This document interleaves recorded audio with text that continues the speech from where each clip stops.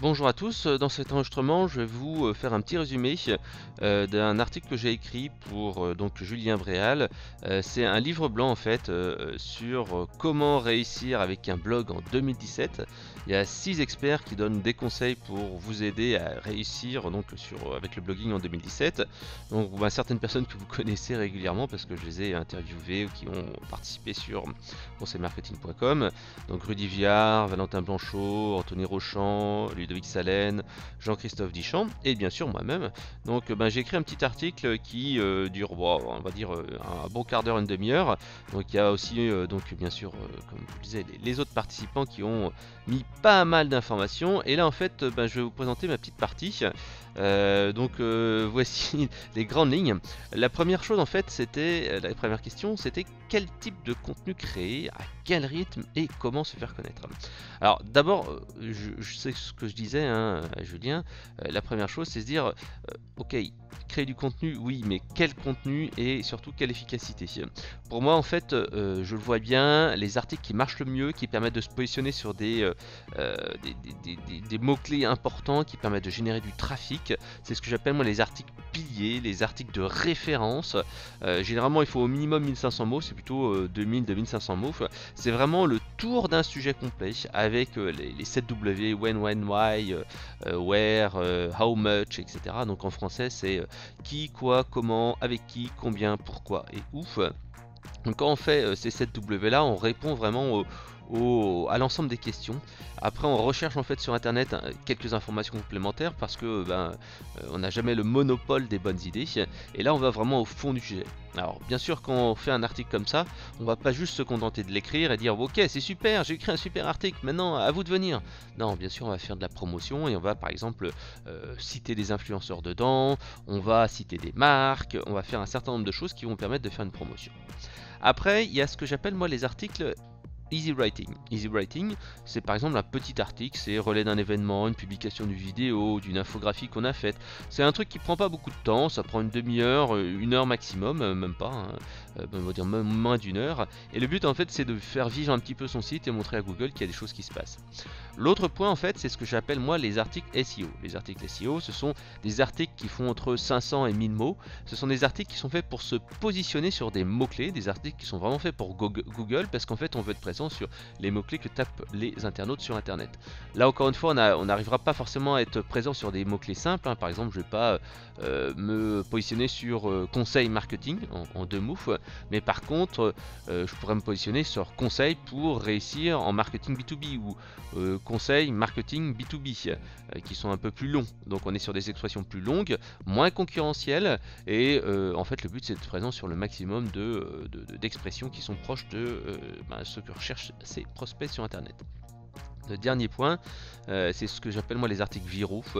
Ce sont des articles en fait qui se rapprochent un petit peu de l'easy writing, mais qui sont beaucoup plus pensés pour être partagés. C'est-à-dire que je vais pas juste écrire un article et dire voilà bon c'est fait. Non, je vais faire vraiment un article qui va mettre du sentiment, qui va mettre de l'émotion, qui va faire quelque chose qui va être original et qui va être partagé. Alors c'est par exemple des séries d'images, moi je le fais avec mes séries d'images sur le service client. Ça peut être des articles polémiques, c'est-à-dire que je vais donner un avis tranché qui vont à contresens de la majorité des gens. J'essaie de faire passer de l'émotion. C'est par exemple pourquoi je ne ferai jamais ça ou tous ceux qui disent que machin c'est nul, ceux n'y connaissent rien. Par exemple moi je suis en train d'écrire un article qui est pourquoi tous ceux qui disent que Facebook en B2B sont nuls sont has-been. Parce que c'est vrai, si vous êtes dans le B2B et que vous pensez que Facebook est pas du tout fait pour vous, vous êtes vraiment has-been. Là typiquement ce sont le genre de billets d'émotion qui marchent bien parce qu'en fait ça va faire réagir les gens et surtout si vous provoquez un petit peu des gens qui sont un peu à contresens de cette idée là, bam, ça peut marcher. Alors bien entendu si vous êtes trop dans la polémique, ce qu'il faut faire c'est tout simplement se dire ok je vais dire ça dans mon article et puis après je minore mon truc, je dis bon ok d'accord je peux comprendre que ce soit pas le cœur de sujet de faire du Facebook mais c'est quand même dommage de s'en priver, donc je mets ça en fait en petit bémol et ça permet d'éviter d'avoir de se faire passer en fait pour un clown et un charlot quoi, voilà. Après, on peut également faire du livrement collaboratif, comme le fameux livre que on voit ici, donc auquel j'ai participé. Encore une fois, c'est une technique de création de contenu et de génération de trafic qui est vraiment hyper simple. C'est-à-dire que on est quelqu'un qui n'a pas de trafic, qui n'a pas de notoriété, qui n'a pas de visibilité. On interroge de manière qualitative ces personnes-là, et ensuite après on génère du trafic, parce que moi et les autres auteurs, forcément, on va faire un relais, et donc ça va générer du trafic sur le site internet. Donc des classiques en fait, hein, de la génération de trafic.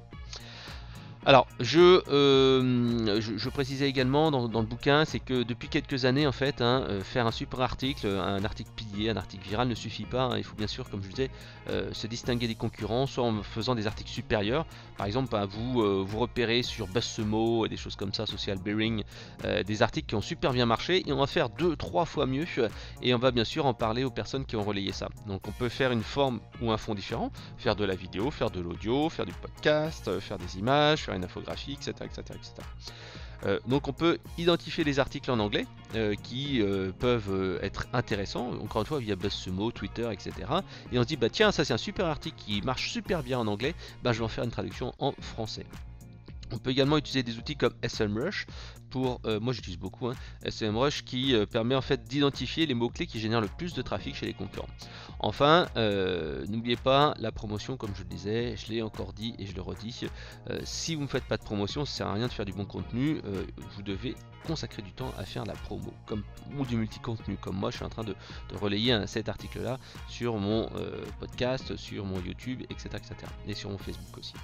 Alors, à partir de la promotion, moi je dirais que Facebook fonctionne très bien en B2B et Facebook aussi en B2C. En B2B, ça sera un petit peu moins vrai pour Facebook. Twitter fonctionnera un peu mieux en B2B, parce qu'en fait, on va pouvoir directement contacter les marques. Non, tiens, voilà, je vous ai cité dans tel article. Voilà. Pour Facebook, j'ai quelques petits articles sympas aussi. Moi, généralement, je tag les personnes sur les photos, sur les vidéos. Par exemple, sur le bouquin là que vous avez vu là, et ben en fait, on m'a tagué sur la photo de la couverture et tout ça. Donc, on peut également animer des groupes. On peut regrouper des influenceurs dans des groupes ou des personnes qui sont liées dans une thématique. Un groupe, par exemple, les startups français ou les community managers francophones, c'est ce que j'ai, hein. Si vous recherchez community manager francophone, vous tomberez sur un des groupes que je co-anime sur le community management. Voilà. Alors, en B2B, on sait très bien que Facebook est moins pertinent, mais on peut faire du Facebook Ads qui est vraiment intéressant, en particulier par exemple pour retargeter des profils, ou retargeter des gens en fait qui sont venus sur votre site internet, ou faire du ciblage selon par exemple les directeurs commerciaux, les directeurs marketing, etc. Alors bien entendu, en B2B, il y a aussi LinkedIn qui est très fort, hein, c'est vraiment devenu une alternative crédible à Facebook, et de plus en plus de gens vont se connecter tous les jours sur LinkedIn. Vous vous rendez compte, tous les jours sur LinkedIn, alors qu'avant c'était vraiment quelque chose qui est rare. Alors faut pas non plus se dire que LinkedIn c'est la solution miracle, hein. Beaucoup de gens qui sont tous les jours sur LinkedIn, c'est beaucoup de gens qui sont dans le marketing, qui sont dans la communication, qui sont des consultants, qui sont des freelances, et c'est pas forcément des dirigeants, c'est pas forcément des acheteurs, mais ça commence à devenir le Facebook des professionnels. Voilà. Alors, sur Twitter, c'est important d'avoir une communauté engagée et importante, sinon en fait vous aurez peu d'interaction. Moi je le vois bien, j'ai une très grosse communauté sur Twitter, et pourtant en fait les interactions sont pas aussi fortes que on pourrait s'imaginer sur certains comptes. En fait, hein, il y a quelques personnes que je connais qui ont à peu près 10 fois moins de suiveurs que moi, mais qui ont autant d'interactions, tout simplement parce que ils ont une communauté qui est beaucoup plus active, qui sont engagés, qui ont discuté. Moi en fait, faute de temps, hein, et de volonté, Twitter, j'essaye d'engager les personnes, d'interagir, mais j'essaye plutôt en fait d'automatiser une partie du contenu parce que j'ai pas forcément le temps. Et c'est pas Twitter, ce n'est pas le cœur de ma stratégie. Moi, ma stratégie, c'est plutôt du blog, du référencement. Je me suis mis un petit peu à faire du Facebook et du YouTube depuis quelques temps pour essayer d'augmenter ma portée, mais ce n'est pas le cœur de ma stratégie, et ça, sincèrement, je peux le comprendre que certaines personnes préfèrent plutôt l'un ou l'autre, hein. Certaines personnes, même comme Frédéric de Bailleul, ne sont présents quasiment que sur Scoopit. Et si vous regardez son Scoopit de formation 2.0, hein, vous verrez que c'est un Scoopit qui est vraiment top, hein.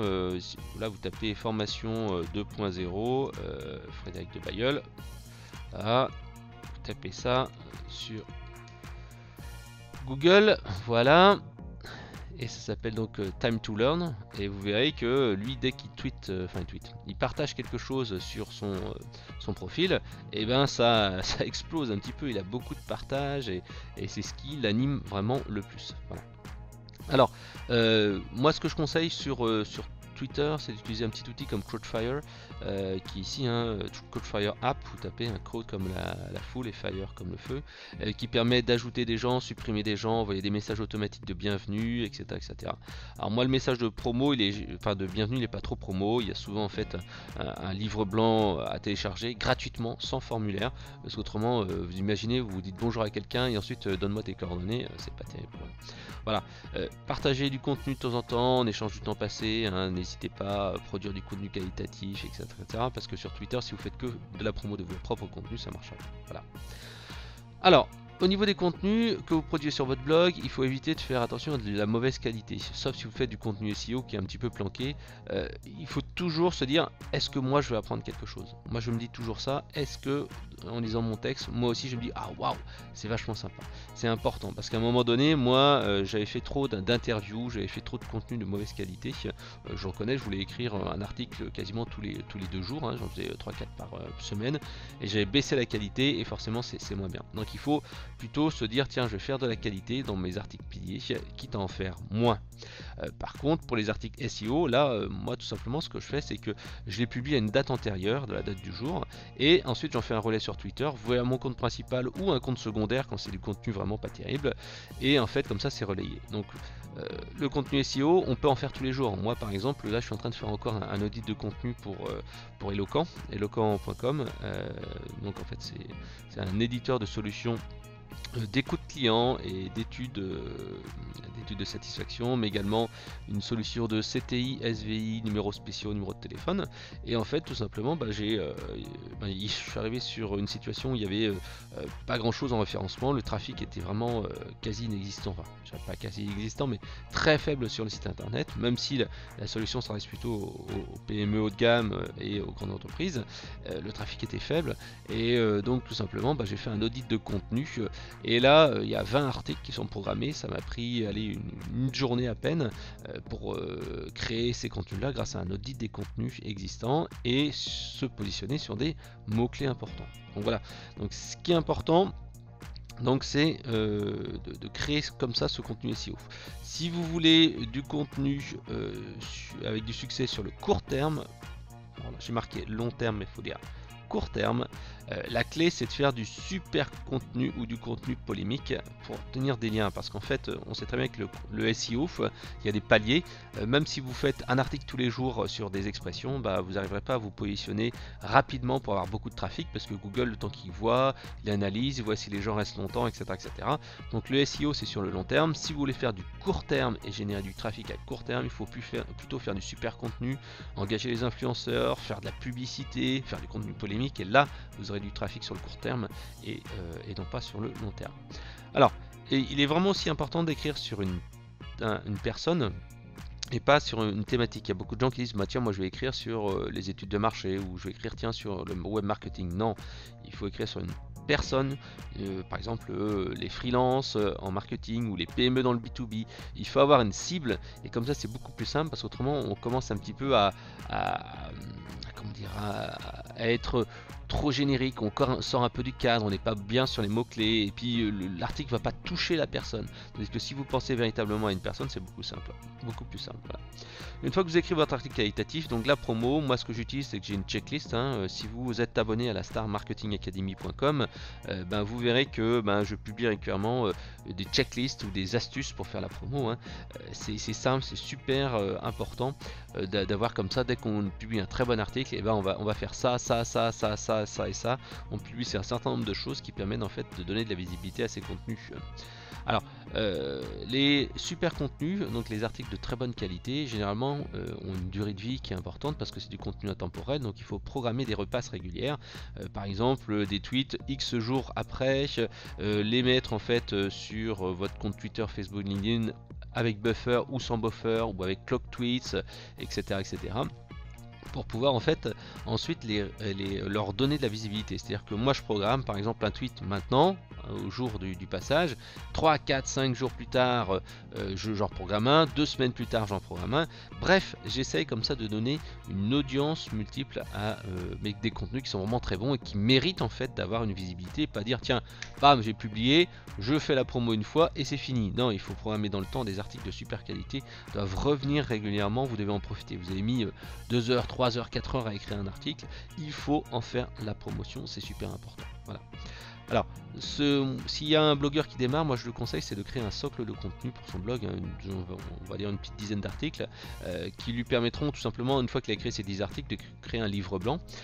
Et donc, une fois qu'on a fait ce socle-là, qu'on a rédigé son livre blanc qui sera un bonus, et bien tout simplement, on va rédiger des articles sur d'autres sites internet, par exemple du guest posting, par exemple en fait on va acheter aussi des liens, acheter des contenus. Quand je dis acheter des liens, c'est acheter des articles sur des blogs de grande envergure, pour tout simplement ici avoir de la visibilité et gagner en fait en influence en étant visible sur des sites qualitatifs, par exemple conseil marketing, par exemple webmarketing.com, etc., etc.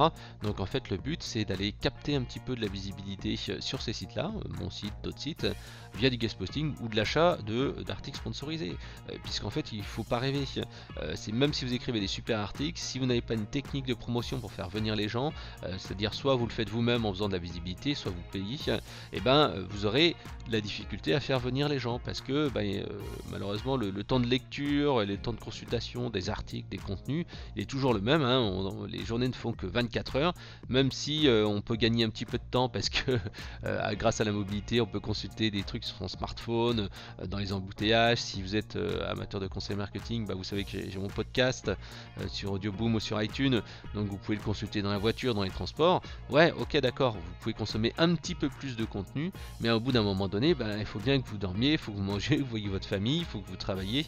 Donc forcément, il y a une telle concurrence pour le contenu qu'il faut essayer de se distinguer. Alors, comme je le disais, distinguer par la voix, c'est-à-dire son ton, sa ligne éditoriale, mais également être visible dans la masse immense, on parle parfois d'infobésité, de contenu qui existe sur Internet. Voilà. Donc, l'autre tendance, c'est bien sûr aussi de créer du trafic via Google, parce que tout simplement, on le voit bien, le SEO commence à avoir ses limites. De plus en plus d'entreprises ont des stratégies de création de contenu, de référencement, et c'est dur de se faire d'émerger du lot. Moi je le vois, conseilmarketing.com, c'est moi qui le tiens depuis 10 ans, même plus de 10 ans maintenant. En juin ça fera 11 ans. Au début c'était super simple, on faisait un super article et on faisait un peu de promo et hop c'était fini. Maintenant il faut vraiment s'arracher, il faut vraiment faire de la promo, il faut vraiment faire du multicanal, il faut être vraiment présent partout, il faut jamais lâcher. C'est vraiment devenu très difficile de réussir tout seul, donc en fait il faut véritablement se dire qu'il faut investir, il faut être différent et parfois payer. Moi maintenant j'ai plus de remords, vraiment je le dis clairement, j'ai plus de remords à payer pour avoir du trafic, par exemple du Facebook Ads, comme je le disais, qui est assez intéressant avec de la publicité ciblée. On peut également proposer des vidéos ou des choses comme ça pour des e-books et des vidéos sur Facebook Ads pour tout simplement capturer des emails, parce que c'est compliqué d'aller vendre directement sur Facebook, les gens ne sont pas là pour ça, puis s'ils sont sur Facebook, ils sont là pour se distraire. Vous pouvez à la rigueur capturer un email, mais les faire sortir la carte bleue c'est compliqué, ou alors il faut vraiment avoir une offre irrésistible et une offre qui est de faible montant. Généralement sur Facebook on va plutôt essayer d'aller capturer un prospect, les mettre dans un tunnel de vente et ensuite les convertir. Donc ça c'est vraiment intéressant de réfléchir à ça.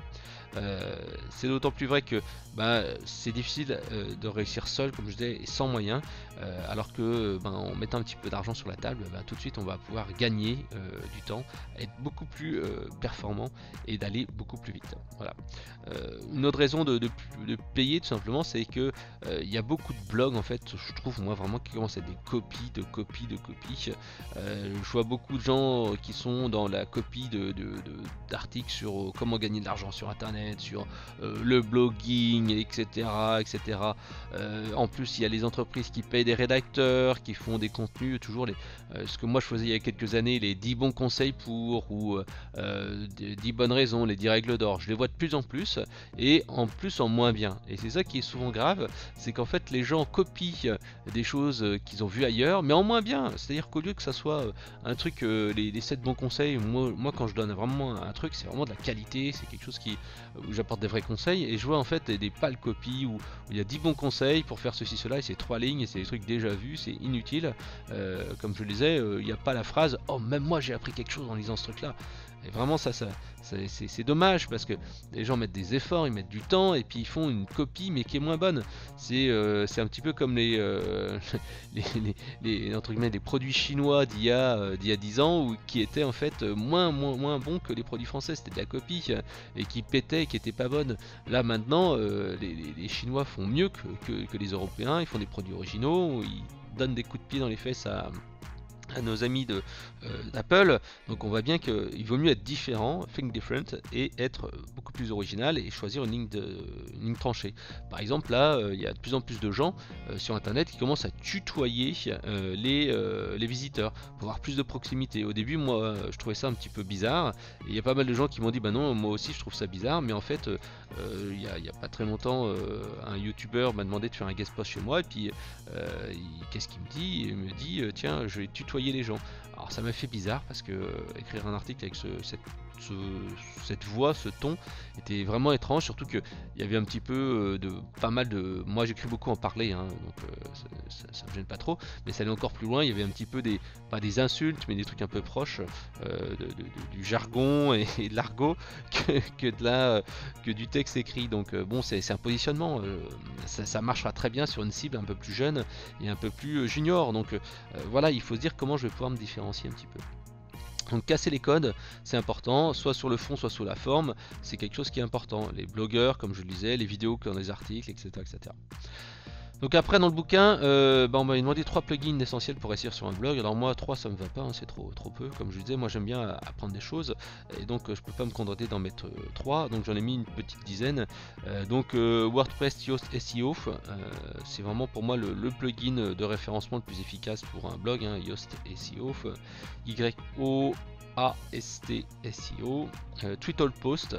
Alors publier les vieux articles, ça c'est la publication automatique du contenu, c'est bien pratique, on a des super trucs. La sécurité, si on a un blog WordPress, c'est super important. Item Security et WordFence, indispensable. WP Rocket qui est fait par Julien Potier, un des petits français, un cache qui est très puissant, qui permet d'accélérer le site web. Buffer.com, bon, la republication de contenu. ClickDesk, c'est la solution de chat que j'utilise sur un certain nombre de sites internet. Alors je ne le mets plus sur Conseil Marketing parce que j'ai beaucoup de trafic, et là je suis en train d'écrire un bouquin papier, donc j'ai plus le temps, mais c'était vraiment quelque chose que j'utilisais beaucoup. Mailchimp et Aweber, deux solutions d'emailing. Alors si vous ne savez pas lequel prendre, tapez sur Mailchimp ou Aweber sur conseilmarketing.com et vous verrez les différences entre les deux. Après, un outil qui est bien pratique, c'est Ad Inserter, qui permet d'ajouter des petites publicités facilement sur votre blog. Alors encore une fois, la pub ne permet pas de vivre correctement d'un blog sur internet. Néanmoins, quand vous avez beaucoup de trafic comme conseil marketing, c'est quand même intéressant, parce que c'est des revenus qui sont à peu près réguliers. Vous êtes sûr de gagner tant d'euros tous les mois, et bon, c'est vraiment simple à faire, vous mettez ces pubs là et c'est fini. Mais je le dis bien, ça ne permet pas de vivre du blogging. Thrive, et puis si vous êtes dans le B2B, forcément, faut pas mettre des pubs AdSense sur votre blog, autrement vos concurrents vont s'empresser d'aller faire de la pub dessus. Alors vous avez exactement un outil qui est très pratique, c'est Thrive. C'est un éditeur WYSIWYG de blog WordPress, qui est vraiment sympa, qui permet de créer des landing pages, créer des pages d'accueil, etc. C'est vraiment très bien.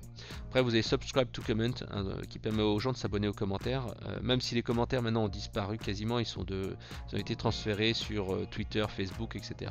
C'est quand même intéressant parce que les gens peuvent s'abonner.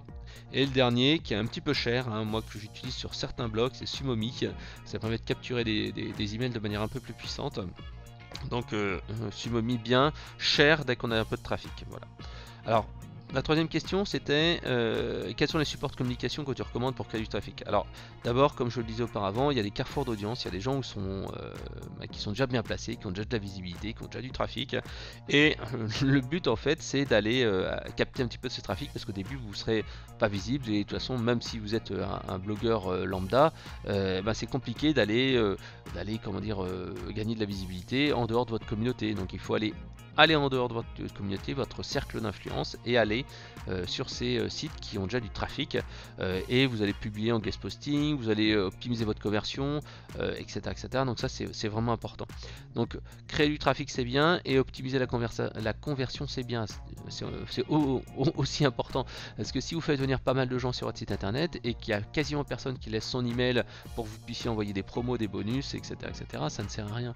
Donc en fait il faut absolument que votre blog soit fait pour convertir les internautes en abonnés, donc sur votre liste de prospects, récupérer les emails. Il faut trouver une valeur en échange d'un email. C'est-à-dire une valeur, ça peut être un bouquin, ça peut être une série de cours gratuits, ça peut être des vidéos, etc., etc., etc. C'est vraiment essentiel. Alors pour vous donner quelques métriques, grosso modo, un blog à peu près standard ou un site à peu près standard fait 1% de conversion. Si vous faites plus de 1%, c'est que vous êtes un peu mieux que la moyenne. Voilà, le but c'est d'arriver quand même à entre, on va dire, 2 et 3%, c'est quand même pas mal en termes de trafic. Quand vous avez un gros trafic, si vous avez un trafic hyper ciblé, oui vous pouvez faire 10 ou 20%, mais là c'est du trafic hyper ciblé et vous avez peu de trafic sur votre site internet, voilà. Mais ça peut être aussi un choix, voilà. Alors le dispositif promo, vraiment comme je disais, il est vraiment essentiel. Il faut essayer de gagner en influence, surtout au départ. Par exemple, en fait, les interviews d'influenceurs comme là le bouquin auquel j'ai participé, le networking en physique ou en réel, LinkedIn, il est vraiment très très fort. LinkedIn en B2B, c'est vraiment, moi je l'ai redécouvert il y a à peu près 1 an et demi. Et c'est vrai que waouh, je me suis dit merde, on peut faire tout ça, tout ça, tout ça, tout ça. Donc c'est vraiment essentiel. Donc en fait, il faut se dire que au départ, si vous créez un blog, vous aurez quasiment pas de contenu en référencement naturel venant de Google, parce que en fait vous êtes tout nouveau, vous n'êtes pas positionné sur beaucoup de mots-clés, donc il faut les capter, le trafic. Moi je vois bien, il y a des paliers pour les sites internet. Quand on démarre, il y a 20-25 visites par jour, ensuite on est à 100, ensuite on est 150, 200, 300, ensuite on va passer à 500, ensuite on va passer à 1000, 1500. Bref, il y a des paliers, et ces paliers se font au fil du mois. Donc beaucoup de gens en fait se cassent le nez parce qu'ils se disent tiens voilà, je vais ouvrir un blog, je vais avoir du trafic tout de suite. Maintenant ça ne marchera pas, sauf si vous mettez des opérations pour générer du trafic. Voilà, des web séminaires aussi, des top lists, des interviews, ça c'est vraiment essentiel. Voilà. Alors parmi les sujets de tendance, ça c'était la 4e question, l'avenir du blogging, tout simplement. Comme je disais précédemment, il faut démarrer sur une cible, un persona. Vous pouvez taper sur conseilmarketing.com persona, P-E-R-S-O-N-A, et en fait on va personnifier, on va faire son client type, et on va savoir ce qui les intéresse, quels sont leurs problèmes, ce qu'on va leur vendre, s'ils sont d'accord pour commander après les produits que vous allez leur proposer. L'erreur, comme je disais, c'est de bloguer sur une thématique et ne pas savoir comment on va monétiser son audience. Moi ça m'est déjà arrivé il y a quelques années, sortir un blog, avoir du trafic, et puis en fait je me rends compte que les gens sont pas prêts à acheter. Et là, boum, tout tombe à l'eau, parce que comment on va faire? On passe du temps, on a créé du trafic, et puis les gens n'achètent pas ou achètent des produits pas chers. Là, on gagne pas sa vie. Donc il faut vraiment se dire comment on va pouvoir gagner sa vie. Je le disais tout à l'heure, c'est pas avec de la publicité, c'est pas en vendant non plus des e-books à 7 euros. Les e-books à 7 euros, c'est fait pour capturer des prospects. L'intérêt après, c'est vendre souvent de la prestation, c'est vendre du service, c'est vendre du coaching, et c'est là qu'on va vraiment gagner de l'argent. Voilà. Alors, si vous voulez vous différencier, il y a plein de stratégies qui existent. La stratégie Océan Bleu de King et Mauborgne. Vous avez aussi Seth Godin qui a écrit son livre La Vache Pourpre. Autrement, vous avez le judo marketing. Vous tapez toutes ces expressions-là sur conseilmarketing.com et vous aurez des informations. Voilà. Si par exemple, tout le monde fait des sujets sérieux avec des articles de fond, on va faire l'inverse. On va faire de la vidéo, du podcast très court, avec un ton très décalé, et là on va pouvoir réussir à faire des choses sympas. Je vous donne un exemple. Chris Poisson, je sais pas quoi, Poisson fécond, voilà.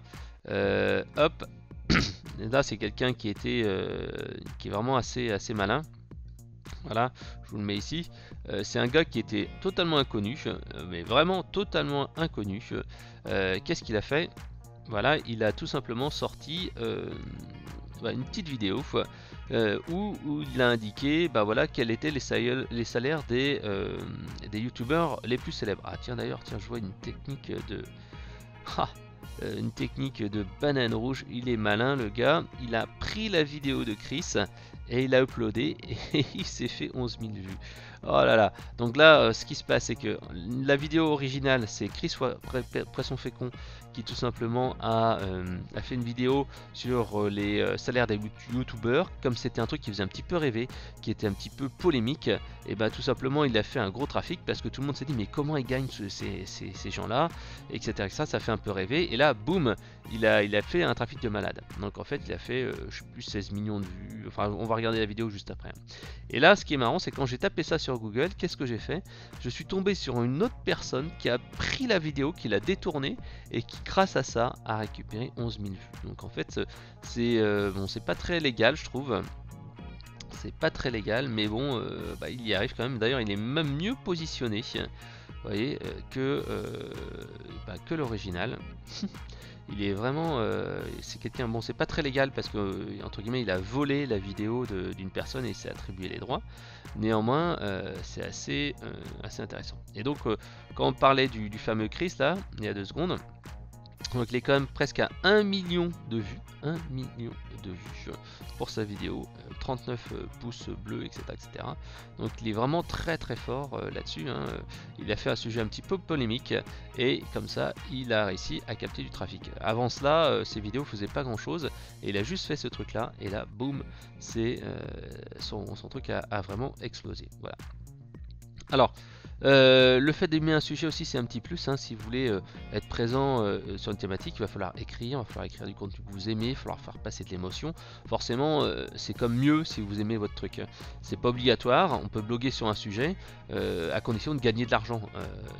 Si vous gagnez tout de suite 10, 20, 30, 40, 50, 100, 200, 300 euros par jour, là tout de suite vous allez être motivé à travailler. Si ça vous rapporte de 5 centimes, forcément ça va pas avancer, quoi. Voilà. Alors il faut vraiment se dire que le blog est un business et c'est pas un blog. Dire qu'un blog c'est qu'un outil, vous devez monter un business. Ça en fait je le dis souvent et il y a plein de gens en fait qui disent ouais je vais créer un blog ou je vais créer une chaîne YouTube et je vais gagner de l'argent. Non, le but c'est pas de créer un blog, créer une chaîne YouTube et dire je vais gagner de l'argent, c'est à dire je vais créer un business qui va me faire gagner de l'argent, qui s'adresse à telles personnes qui ont tel problème et qui ont tel besoin urgent et important et qui ont besoin de le résoudre. Et en fait, pour toucher ces personnes-là, je vais par exemple monter un blog, je vais monter une chaîne YouTube, etc. Donc c'est comme ça qu'il faut réfléchir. Il faut dire je vais monter un business qui s'adresse à des personnes et le blog ou la chaîne YouTube ou la page Facebook ou le compte Twitter ou le ceci ou le cela va être le moyen de l'atteindre. Voilà, c'est vraiment essentiel de penser comme ça. Alors l'avenir du blogging, moi autrement je le vois surtout avec beaucoup moins de texte, beaucoup plus de contenu fast food, parce qu'en fait comme je le disais il y a beaucoup d'infobésité, il y a beaucoup de contenu, il y a beaucoup de blogs, il y a beaucoup d'articles, etc. Donc d'abord il y a la concurrence, mais en plus les gens sont moins prêts maintenant à lire du contenu important, parce que tout simplement les gens sont un petit peu feignants, ils veulent pas lire du texte qui fait des pages et des pages et des pages, ils sont plus intéressés par du contenu un peu plus fast food, donc des images, des vidéos, quelque chose qui va à l'essentiel. Moi je vois aussi les gens veulent plus trop des articles de fond, ils veulent surtout en fait du truc et astuce, du truc simple pour aller plus vite. C'est un petit peu dans la mentalité, aller plus vite, faire moins de choses, être un peu feignant. Donc en fait il faut se dire que les articles chiants et longs qui font 3000 mots, ça devient de plus en plus compliqué d'aller chercher l'ensemble, je dis bien l'ensemble des personnes.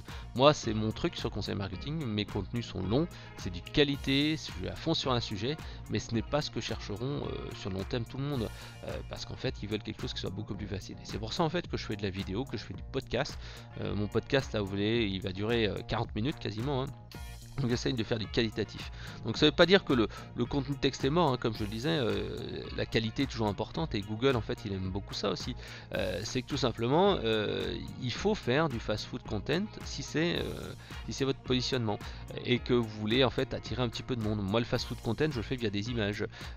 Moi en fait tout simplement j'essaie de faire de la bonne vieille recette, du bon produit. C'est un peu comme je le dirais un bon petit plat, hein. Soit en fait vous êtes pressé, vous prenez un petit fast food sur le trajet pour rentrer à la maison parce que vous êtes pressé, que vous n'avez pas envie de vous faire chier.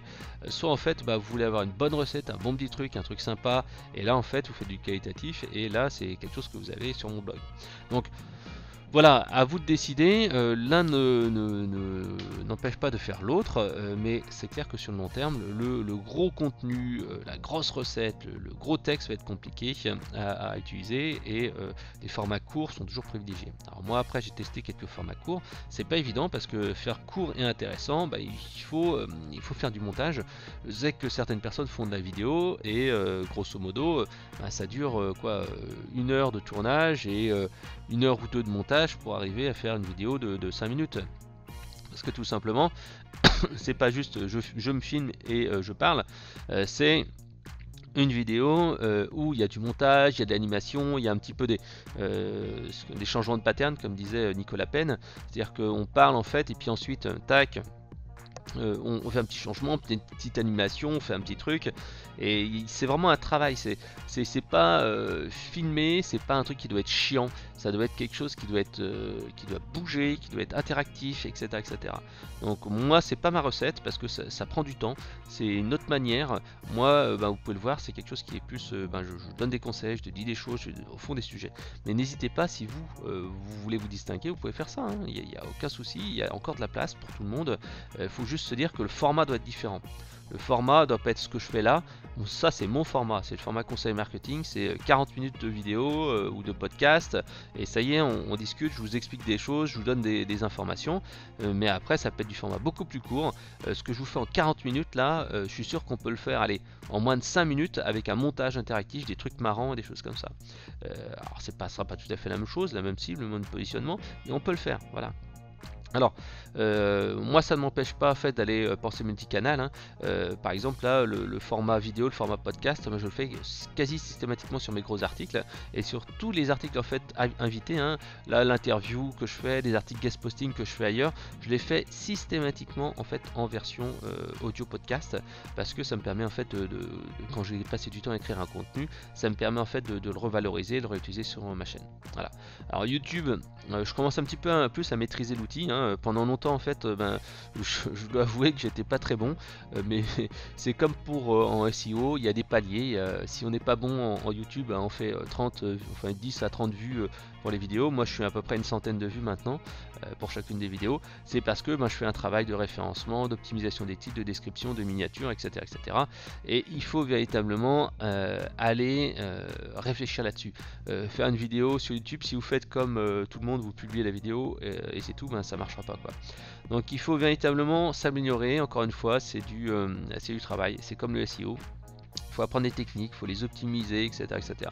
Donc le format est également différent, comme je le disais, hein. On fait souvent du fast food sur YouTube, parce que sur YouTube, il faut être clair, hein, les gens ils sont pas tout le temps à vous écouter, ou même sur Facebook, hein, si vous avez une vidéo comme celle que je suis en train de vous faire, les gens sont en train de faire autre chose, ils n'ont pas le temps de faire 40 minutes à m'écouter et blablater.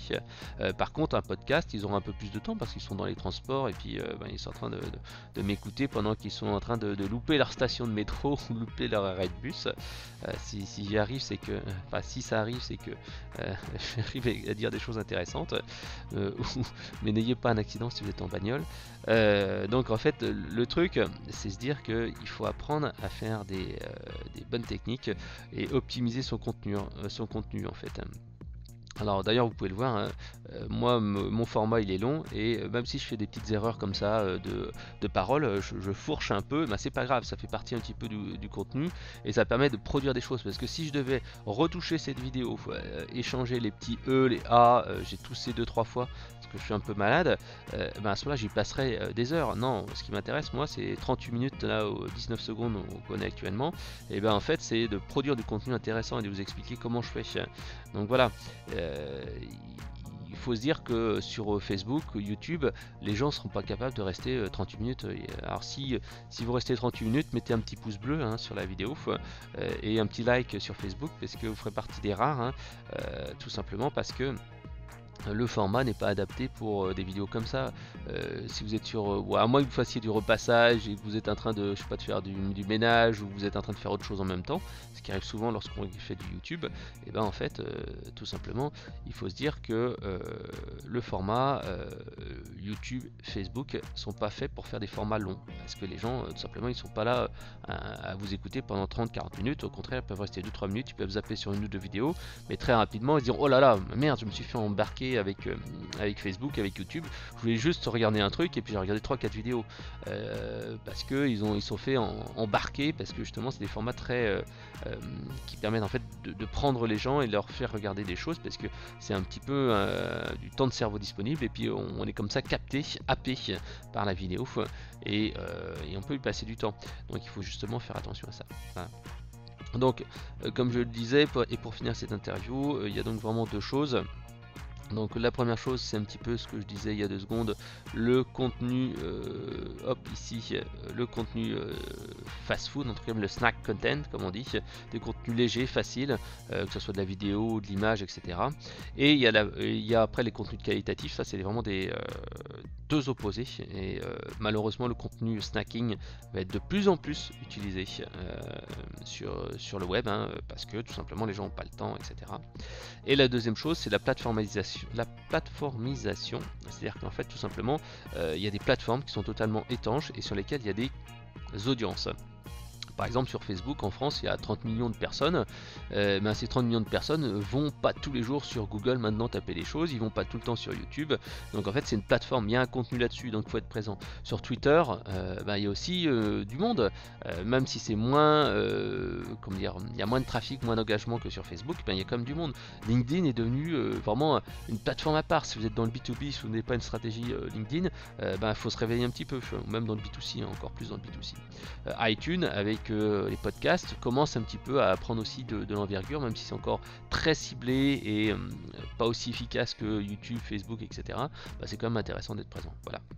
Donc il faut varier ses contenus et bien sûr utiliser d'autres plateformes et ramener son trafic sur son blog, qui est véritablement le camp de base qui permet en fait de capturer les emails. C'est chez vous, vous avez votre contenu à long terme, donc ça c'est vraiment essentiel. Donc le blog n'est pas mort, mais il y a plein d'autres plateformes et on le voit très bien, hein, il y a plein de gens qui n'utilisent plus Google pour rechercher des informations. Moi je le vois sur Twitter ou sur Facebook, ben, je tape des fois sur Google des choses, hein. Il n'y a pas très longtemps ben, j'ai cherché à faire réaliser une app mobile. Et ben en fait bon ok, j'ai cherché un petit peu sur Google, mais le problème qu'en tapant sur Google bah, j'étais pas sûr de trouver la bonne agence parce que j'avais une app qui était un peu complexe à réaliser. Et ben tout simplement bah, j'ai mis sur Facebook un petit message en disant voilà, est-ce que vous pourriez me recommander des agences pour créer des apps mobiles évoluées, et j'ai eu une vingtaine de réponses quoi. Donc en fait moi je fais ça, mais d'autres personnes font ça. Donc se dire que bah, les blogs, ok, les blogs c'est le trafic de Google, hein, majoritairement, il faut pas se le cacher, hein. Les blogs c'était SEO friendly, c'est le trafic de Google.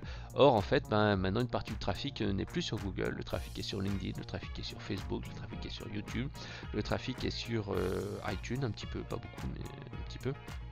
Et donc il faut être présent sur ces différents carrefours d'audience, au moins une présence minimum, et si vous voulez vous différencier, vous pouvez avoir une présence exclusive sur ces différents canaux.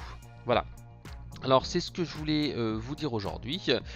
Si jamais vous voulez en savoir plus, et vous pouvez lire le bouquin de Julien Bréal, hein, vous allez sur son site internet et vous tapez le mot-clé. Autrement, je vous invite à venir me voir. Alors j'ai sorti un produit qui s'appelle la Star Marketing Academy, hein, si vous ne la connaissez pas encore.